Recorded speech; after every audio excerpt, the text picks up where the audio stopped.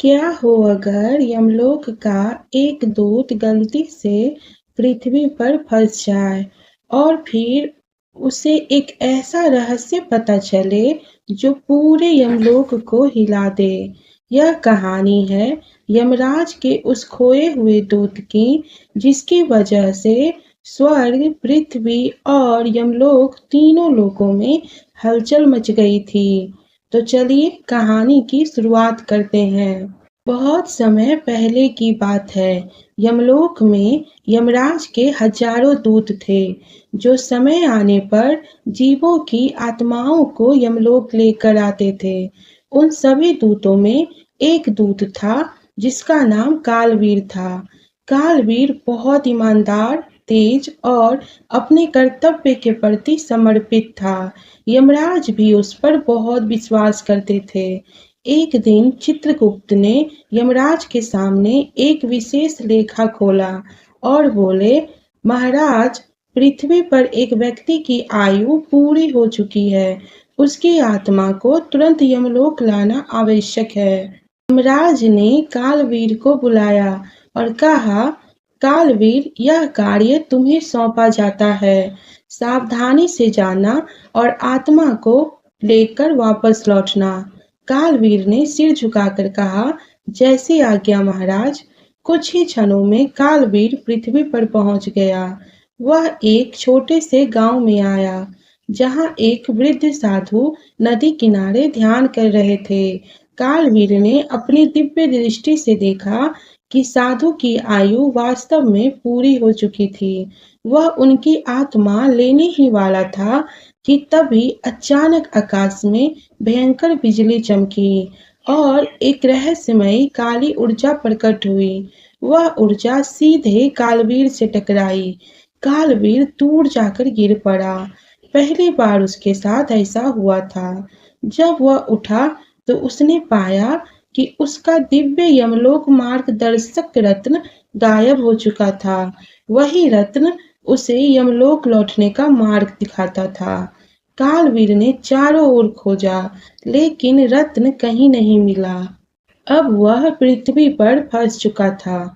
उसके पास दिव्य शक्तियां तो थी, लेकिन यमलोक लौटने का मार्ग नहीं था। उधर यमलोक में समय बीत रहा था। यमराज प्रतीक्षा कर रहे थे। एक दिन, 2 दिन, 3 दिन, लेकिन कालवीर वापस नहीं लौटा। यमराज चिंतित हो गए। इधर कालवीर गांव में रहने लगा। वह मनुष्यों को देखने लगा। पहली बार उसने मनुष्यों के सुख दुख को इतने करीब से महसूस किया। उसने देखा कि एक गरीब किसान अपनी भूख भूलकर दूसरों को भोजन खिला रहा है और एक वृद्ध महिला रोज मंदिर में दीप जलाती थी और बदले में कुछ नहीं मांगती थी। एक अनाथ बालक अपने छोटे भाई की देखभाल कर रहा था। कालवीर हैरान था। उसे लगता था कि मनुष्य केवल पाप करते हैं, लेकिन अब उसे उनकी अच्छाई भी दिखाई दे रही थी। एक दिन जंगल में घूमते समय कालवीर की मुलाकात एक छोटे बालक से हुई। उस बालक का नाम आरव था। आरव साधारण बालक नहीं था। उसकी आंखों में अद्भुत तेज था। उसने कालवीर को देखते ही कहा, तुम यमलोक से आए हो ना? कालवीर चौंक गया और बोला, तुम्हें कैसे पता? आरव मुस्कुराया और बोला, क्योंकि मैं तुम्हारे चारों ओर यमलोक की ऊर्जा देख सकता हूँ। कालवीर आश्चर्य में पड़ गया और सोचने लगा कि इतनी शक्ति किसी साधारण बालक में नहीं हो सकती। आरव कालवीर को एक प्राचीन गुफा में ले गया। गुफा के अंदर हजारों वर्ष पुराना एक शिलालेख था। उस शिलालेख में लिखा था कि जब यमलोक का दूत पृथ्वी पर खो जाएगा, तब अंधकार की शक्ति तीनों लोकों के संतुलन को तोड़ने का प्रयास करेगी। कालवीर के शरीर में सिहरन सी दौड़ गई। उसे समझ आ गया कि उसके साथ जो हुआ था वह कोई दुर्घटना नहीं थी। किसी ने जानबूझकर उसे पृथ्वी पर फंसाया था। कुछ दिनों बाद सत्य सामने आ गया। एक प्राचीन दैत्य था, जिसका नाम था तमोग्रह। हजारों वर्ष पहले यमराज ने उसे बंदी बना लिया था। लेकिन अब वह फिर से शक्तिशाली हो रहा था। उसी ने कालवीर का दिव्य रत्न चुराया था। उसकी योजना थी कि यमलोक और पृथ्वी के बीच संतुलन बिगड़ जाए। फिर आरव ने बताया, तमोग्रह जल्द ही अपनी पूरी शक्ति प्राप्त कर लेगा। कालवीर ने कहा, मुझे यमराज को सूचना देनी होगी, लेकिन बिना रत्न के ये संभव नहीं है। तब आरव ने उसे एक प्राचीन मंदिर के बारे में बताया, जहां तमोग्रह ने रत्न छिपा रखा था। वीर और आरव दोनों मंदिर पहुंचे। मंदिर के भीतर अनेक मायावी जाल थे। कहीं अग्नि की दीवारें थीं, कहीं विशाल पत्थर गिर रहे थे, कहीं भ्रम पैदा करने वाले दर्पण थे। लेकिन कालवीर ने साहस नहीं छोड़ा। अंततः वे मंदिर के सबसे गहरे कक्ष तक पहुंच गए। वहां उनका सामना तमोग्रह से हुआ। तमोग्रह विशालकाय रूप में प्रकट हुआ। उसकी आंखें अंगारों की तरह जल रही थी। उसने कहा, कालवीर, अब बहुत देर हो चुकी है। जल्द ही तीनों लोक मेरे अधीन होंगे। कालवीर ने अपना दिव्य दंड निकाला और भयंकर युद्ध शुरू हो गया। पूरा मंदिर कांपने लगा। आकाश में बिजली चमकने लगी, धरती हिलने लगी। तमोग्रह बार बार काली शक्तियों से हमला करता रहा, लेकिन कालवीर भी पीछे हटने वाला नहीं था। युद्ध के दौरान तमोग्रह ने आरव पर हमला कर दिया। तभी अचानक आरव के शरीर से दिव्य प्रकाश निकलने लगा। क्षण भर में उसका रूप बदल गया। वह कोई साधारण बालक नहीं था, वह स्वयं धर्मदेव का अंश था।